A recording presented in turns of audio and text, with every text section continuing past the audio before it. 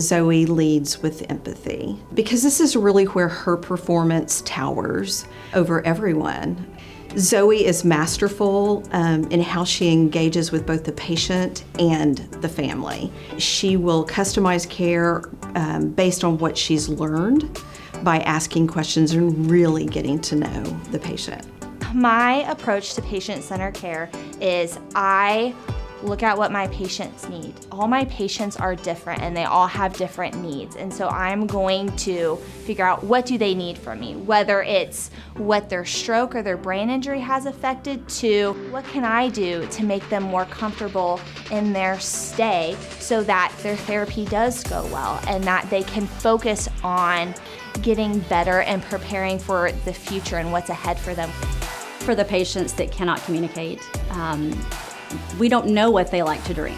We don't know what their quirks are or what their preferences are. And I think that's one of the things Zoe has implemented a procedure that allows us to have family members fill out this information. Hobbies, likes, dislikes. Are they an outgoing person? Are they an introvert? And I think knowing that information about those patients allows us to provide them better care.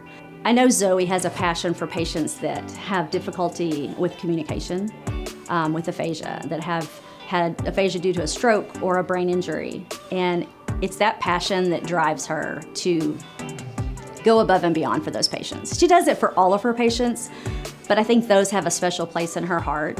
Zoe's been very innovative in creating individual plans for these patients and she'll work with the other disciplines. She'll work with PT and OT on how to communicate better with them, and you can't explain very much. You've got to do single step commands. You've got to demonstrate what you want from them, and they can do it, but they don't know what you're saying.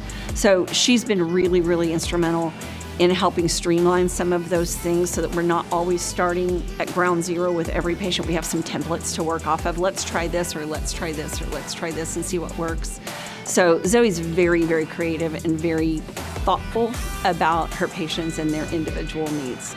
I want my patients to trust me and know that I'm going to give them the best care that I can. That way, if they do have a problem, they feel comfortable sharing that with me. Or if there's something that they want to address, they can feel comfortable telling that to me and not having to worry about anything. And I just find that when patients are comfortable, they do better in therapy and they have a better stay.